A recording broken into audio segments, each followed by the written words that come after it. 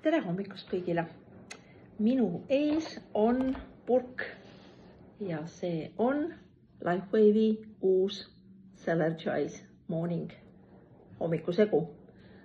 Purgis on 390 grammi ja purgi sees on selline mõõtelusikas ja loen ka ette siis, mis see koostis on.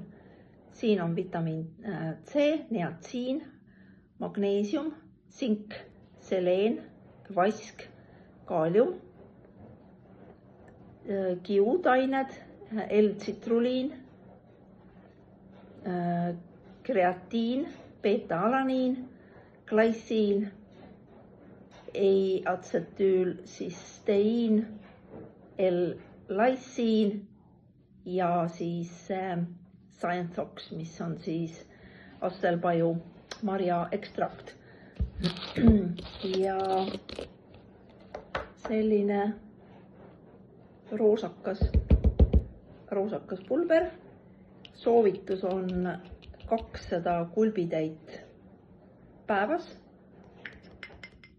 Mina eile jõin ühe.